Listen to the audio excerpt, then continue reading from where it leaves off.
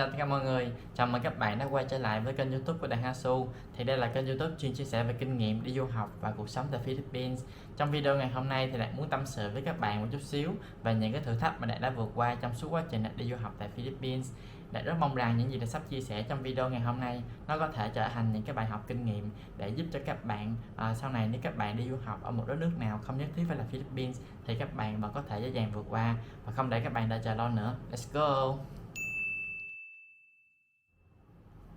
Cái thử thách đầu tiên mà Đạt phải kể đến đó chính là cái việc chúng ta phải tự quản lý tài chính khi mà mình đi du học. Và lúc mà Đạt mới đi qua Philippines năm đầu tiên thì Đạt sống ở cái khu vực Ortigas thuộc thủ đô Manila. Cái nơi này nó khá là xa so với lại cái trường của Đạt học và cái chi phí sinh hoạt ở đây nó cũng rất là cao. Và ngày xưa Đạt thấy là ở Việt Nam sao mà mình xài tiền nó dễ quá. Mặc dù bản thân cũng biết là đi kiếm tiền nó rất là cực khổ, nhưng mà tới khi là chi tiêu là rất là phung phí. Và mặc dù là lúc trước á, Đạt cũng có cái thói quen là đổi từ tiền peso qua tiền Việt Nam những cái lúc mà Đạt đi mua đồ, nhưng mà cái việc đó nó cũng không có giúp cho Đạt quản lý cái tiền của mình một cách tốt hơn. Đạt không biết có bạn nào giống Đạt hay không, nhưng mà Đạt hay có cái kiểu ỷ y là trong tài khoản của mình còn rất là nhiều tiền, cho nên là cứ tha hồ đi mua những cái thứ lặt vặt liên tục luôn. Nhưng mà các bạn biết là mình tích tiểu thì nó sẽ thành đại, mặc dù là những cái thứ đó nó không có nhiều tiền hết, nhưng mà mua một thời gian dài thì nhiều khi mình tích hết tiền nào không hay luôn. Và lúc mà Đạt sống ở bên Ortigas á, thì cái chỗ đó nó không có cái chợ mà Đạt chỉ mua đồ ăn trong siêu thị thôi, mà đôi khi trong siêu thị nó bán giá sẽ hơi cao so với lại ở ngoài chợ chút xíu. Chẳng hạn như khi mà Đạt vô siêu thị Đạt mua thịt heo hoặc thịt gà đi, nếu mà là một cái người kỹ tính, họ rất là nghiêm khắc trong cái việc chi tiêu tài chính, thì họ sẽ mua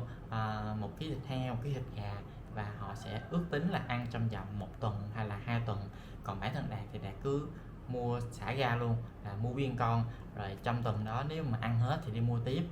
Thì chính vì cái lý do đó mà đôi khi cái tiền của Đạt nó bị cạn dần dần, khi nào Đạt cũng không hay luôn. Cho nên là cái điểm mấu chốt là chúng ta phải biết được cái giá trị thật sự của cái đồng tiền mà chúng ta xài. Và mặc dù là có thể chúng ta sử dụng cái tiền cho cái việc mà mình ăn uống nó rất là cần thiết, nhưng mà nhiều khi ăn sang quá thì nó cũng không có tốt. Cho nên là mình sẽ tập cái tánh là tiết kiệm và tằn tiện cái tiền mà mình đang có. Cái thử thách thứ hai nó liên quan đến vấn đề sức khỏe. Thì Đạt phải thừa nhận với các bạn là Đạt có cái thể trạng rất là yếu, và cái tạng người của Đạt nó thuộc kiểu là dễ mập dễ ốm. Thì do năm đầu tiên có tiền cho nên là ăn uống thả ga, thì lúc đó lên cân vù vù luôn. Nhưng bắt đầu tới năm thứ hai là cạn máu rồi, thì lúc đó mới bắt đầu là Đạt ăn uống tiết kiệm và không còn dám lãng phí nữa. Tới lúc mà phát hiện ra Đạt hết tiền rồi thì nó cũng hơi muộn, cho nên là để mà tiết kiệm tiền thì Đạt hay bỏ ăn cử sáng. Và nếu mà có ăn thì Đạt cũng lựa ăn những cái gì đó lẹ nhất và nó rẻ nhất, chẳng hạn như là mì gói, bánh quy hoặc là uống ngũ cốc. Thì lúc đó Đạt mới thấy là rõ ràng bản thân Đạt ốm hơn rất là nhiều so với lại cái năm đầu tiên. Là lúc mà quay Việt Nam chơi thì cũng hay bị người này người kia quở là sao mày ốm quá vậy. Với lại Đạt nhớ là 2 cái năm đầu tiên là học ở bên Philippines thì Đạt chuyên gia bị những cái vấn đề liên quan tới chân. Giống như là cái năm đầu tiên Đạt bị mắc cá dưới chân là đi học mang giày da mà tưởng tượng như mang guốc đi cà nhắc. Rồi xong lúc đó không có tiền để đi ra bệnh viện khám để mổ lấy ra, thì Đạt phải gán đợi thêm 6 tháng nữa Đạt mới về tới Việt Nam và lấy cái đó ra. Rồi sau đó là qua bên Philippines lại bị cái con bù hông nó cắn vô chân. Thì ban đầu nó chỉ có một cái đốm thôi, nhưng mà lỡ Đạt gãi xong nó bể ra, nó lan qua những cái vùng da khác, thì tới bây giờ là còn thẹo luôn. Rồi thêm một cái ghê hơn nữa là Đạt giống ba Đạt bị cái mắt cá, một cốc ở dưới chân thì lúc đó nó nhức quá, Đạt mới không biết làm cách nào để mà cho nó hết nhức nữa. Thì Đạt mới hỏi má là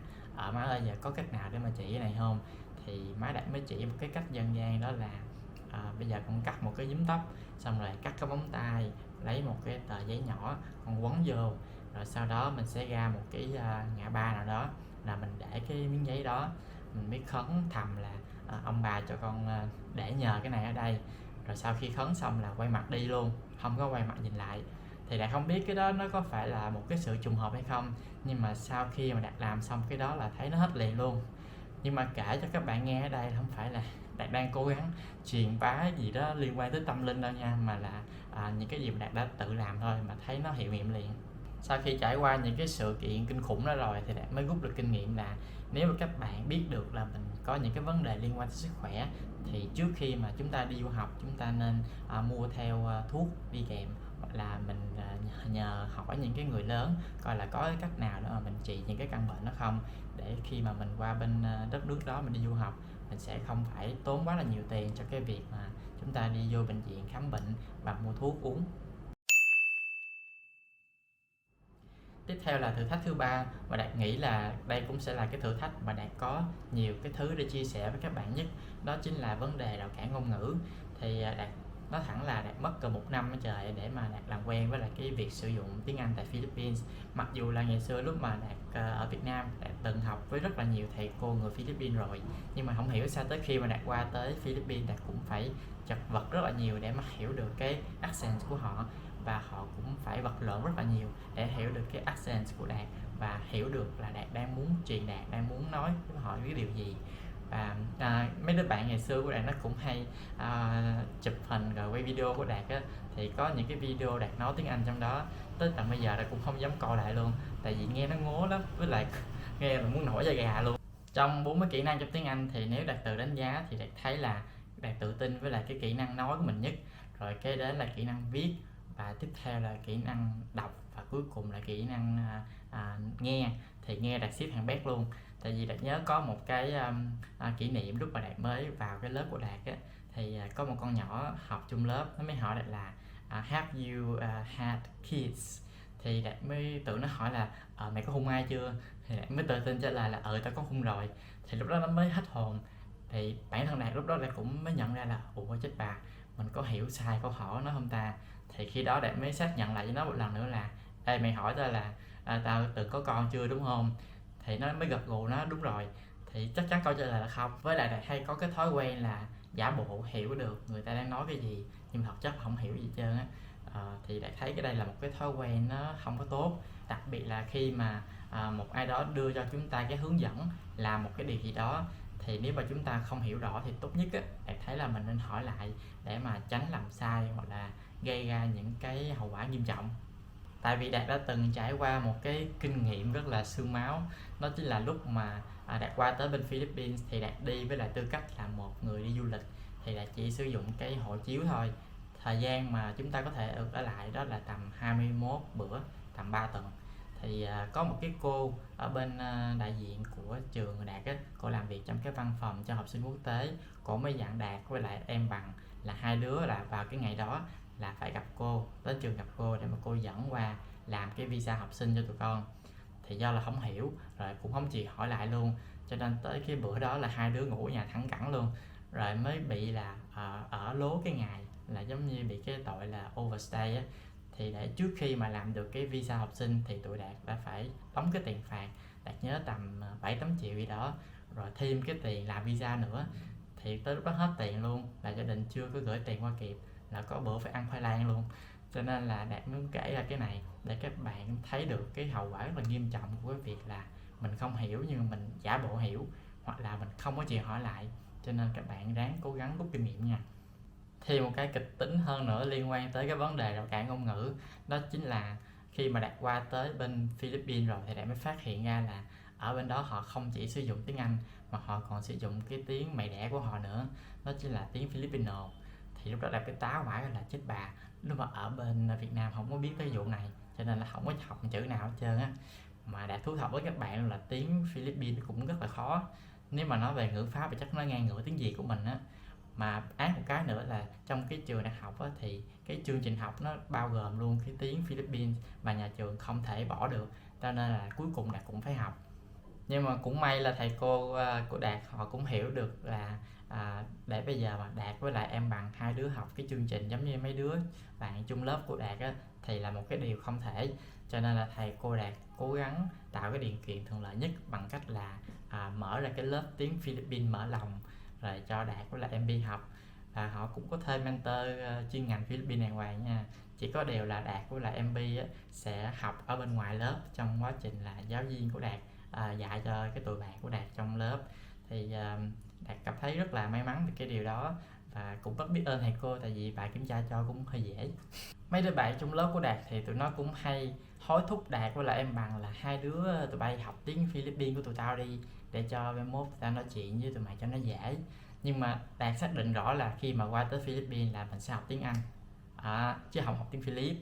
Cho nên là mặc dù là bạn của Đạt nó nói cũng có cái lý của nó, nhưng mà Đạt cũng có cái lý của Đạt, kiểu như là nếu mà mình biết được tiếng Philippines rồi thì biết đâu mình sẽ không có chịu học thêm rồi chịu giao tiếp bằng tiếng Anh nữa, mà sẽ là dùng tiếng Philippines để giao tiếp luôn. Tại vì các bạn biết được cái tâm lý là khi mà chúng ta làm được một cái điều gì đó thì chúng ta sẽ có cái xu hướng là thích làm cái điều đó nhiều hơn. Cho nên là nhiều khi học xong 4 năm không giỏi tiếng Anh mà giỏi tiếng Philip thì nó hơi kỳ cục. Với lại là thấy là giống như người nước ngoài mà họ tới Việt Nam á, thì khi mà họ nói được một vài cái từ trong tiếng Việt á, thì mình sẽ thấy họ rất là dễ thương. Nhưng mà khi mà họ nói được quá là nhiều rồi thì cái độ dễ thương đó nó không có còn nữa. Cho nên Đạt nghĩ nó cũng sẽ giống như cái trường hợp của Đạt. Nếu mà Đạt biết nói được một vài từ trong tiếng Philip thôi thì mình còn dễ thương, còn nói được nhiều quá thì chưa chắc. Cho nên là tới tận bây giờ luôn Đạt cũng không có nói được nhiều trong tiếng Philippines. Và nhưng mà Đạt vẫn rất mong là một ngày nào đó Đạt sẽ có được một cái động lực cụ thể để mà thúc đẩy Đạt trong cái việc học tiếng Philippines. Có thể nói là lúc mà Đạt đi du học ở Philippines là cái khoảng thời gian mà Đạt phải sống xa gia đình lâu nhất từ trước tới giờ, và mỗi lần Đạt nhớ lại thì thật sự là Đạt cảm thấy nó là một cái trải nghiệm rất là kinh khủng. Và cho tới tận thời điểm mà Đạt phải tự lập mà sống một mình á, thì Đạt mới biết là ngày xưa ở Việt Nam Đạt sướng tới cỡ nào. Vì khi mà ba má ly dị á, thì Đạt quyết định sống chung với bà nội. Thì rất ít khi nào mà Đạt bước chân vô bếp nấu ăn lắm, là ăn uống đều có nội với lại út của Đạt nấu hết. Rồi Đạt cũng không phải đi chợ mua đồ ăn luôn. Rồi đồ Đạt giặt giũ á, thì mỗi lần dơ thì chỉ cần thảy vô trong máy giặt, rồi nội Đạt sẽ lấy ra phơi giùm. Cho nên là mỗi lần nhớ lại thì thấy cũng hơi bất hiếu với bà nội chút xíu. Khi mà bắt đầu sống một mình thì Đạt phải tự làm những công việc đó hết, từ giặt giũ, đi chợ, nấu ăn. Và cái công việc mà Đạt thấy cực nhất đó chính là giặt đồ. Tại vì lúc Đạt ở bên đó thì không có máy giặt, cho nên là Đạt phải tự giặt tay. Nó tự giặt tay chứ Toàn lấy chân đạp không mà. Khi mà giặt xong rồi bắt đầu là sẽ đem lên tuốt ở trên sân thượng á, tại cái chung cư Đạt có cái sân thượng trên tầng 12 á, rồi sẽ phơi trên đó. Rồi có mấy bữa ác lắm là đi học á, chưa kịp về là lấy đồ là bắt trời nó mưa mất tiêu rồi, bị ướt xong bắt đầu phải đem xuống giặt tiếp.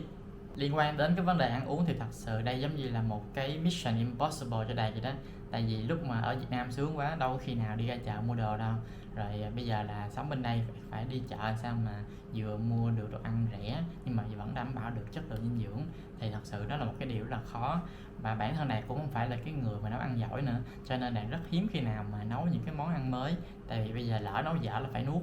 chứ không còn tiền để mà mua nguyên liệu khác về nấu lại. Cho nên là quanh năm suốt tháng đã chỉ ăn đúng cái món canh chua, bên Philip họ gọi là sinigang. Và ăn xong thì chắc chắn phải rửa chén, mà bản thân Đạt rất là ghét cái việc rửa chén, nhưng mà bây giờ không có ai rửa cho mình hết thì cũng phải lăn vô bếp rửa. Và những cái lúc mà Đạt bị bệnh là những cái lúc mà Đạt cần có một cái người thân ở bên cạnh nhất. Tại vì khi mà Đạt bị bệnh á, là mọi thứ công việc trong nhà nó sẽ đều bị đình trệ hết, là thê thảm lắm luôn. Thời điểm cuối năm 2019 là cái lúc mà Đạt tưởng tượng như Đạt muốn buông xuôi hết mọi thứ luôn. Tại vì Đạt vừa gặp vấn đề về sức khỏe, vừa gặp vấn đề về tài chính, và Đạt cảm thấy rất là nhớ nhà nữa, cho nên là Đạt muốn bỏ hết mọi thứ Philippines để mà quay về Việt Nam lắm rồi. Nhưng mà lúc đó thầy cô và bạn bè họ khuyên Đạt là nên ở lại học tiếp, và bản thân gia đình Đạt cũng nói là Đạt cứ ở lại học và gia đình sẽ tìm cách mà giúp đỡ. Thì nói tới đây có thể là mọi người hỏi tại sao Đạt không có tìm một cái công việc nào đó để mà Đạt hỗ trợ cho cái việc học của Đạt tại Philippines. Thì thật ra Đạt cũng có nghĩ tới cái phương án đó, nhưng mà Đạt có quen một số người bạn thì họ cũng vừa đi học vừa đi làm, nhưng mà Đạt quan sát được là cái việc học của họ nó bị ảnh hưởng khi mà họ quyết định đi làm một cái công việc gì part time. Cho nên là Đạt nói với bản thân là Đạt không dám thử. Có một cái thực tế nữa đó là những cái người bạn của Đạt ở bên Philippines họ là dân local, cho nên là cho dù họ có bị điểm thấp hay là họ bị rớt môn chăng nữa thì họ hoàn toàn có thể đăng ký và học lại. Nhưng mà bản thân Đạt là một du học sinh, đâm ra là cái việc mà duy trì cái điểm số sao cho nó cao nhất có thể là cái điều mà bắt buộc Đạt phải làm. Và nếu lỡ Đạt bị một cái con điểm xấu thôi thì bên phía mà làm visa học sinh cho Đạt á, họ sẽ đặt nghi vấn là Đạt có phải đi qua đây học thật hay không, hay là đi với lại danh xưng là một du học sinh nhưng mà qua đó làm một cái việc gì khác, đâm ra là bị ảnh hưởng tới cái chất lượng học tập. Thì nếu mà họ không có gia hạn visa học sinh cho Đạt nữa thì chắc chắn là Đạt sẽ không thể tiếp tục việc học tại Philippines. Sau khi Đạt vừa hoàn thành xong 2 năm đầu tiên tại Philippines, cũng là cái lúc mà dịch Covid-19 nó xảy ra, cho nên là khi nhà trường đóng cửa thì Đạt cũng phải bay về Việt Nam và tiếp tục học cái chương trình là thông qua hình thức online. Thì kể từ khi mà Đạt quay về Việt Nam á, là những cái vấn đề của Đạt hoàn toàn được giải quyết luôn, giống như là vấn đề sức khỏe, vấn đề nhớ nhà, và đặc biệt là vấn đề tài chính. Tại vì Đạt không có cần phải chi tiêu những cái thứ tiền như là tiền nhà, tiền điện nước, tiền vé máy bay nữa, mà cái tiền duy nhất mà Đạt phải trả đó chính là tiền học phí. Cho nên Đạt mới có đủ cái khả năng để mà hoàn thành 4 năm của Đạt tại Philippines. Và Đạt vừa mới tâm sự xong với các bạn một vài những cái thử thách mà Đạt đã phải trải qua trong suốt quá trình Đạt đi du học tại Philippines, và Đạt tin chắc rằng đây cũng sẽ là những cái thử thách mà bất cứ bạn du học sinh nào cũng đều sẽ phải vượt qua khi chúng ta quyết định đi du học ở một cái đất nước rất là xa quê hương của mình. Và điều quan trọng nhất là khi chúng ta chiến thắng được những cái thử thách khó khăn này thì nó sẽ giúp chúng ta trở nên trưởng thành và bản lĩnh hơn. Và nếu các bạn cảm thấy thích video này, các bạn có thể cho Đạt một like, share và đăng ký kênh để Đạt có thêm động lực làm nhiều video hơn nữa. Và cảm ơn các bạn rất nhiều vì đã lắng nghe, và hẹn gặp lại các bạn trong những video tiếp theo. Bye bye.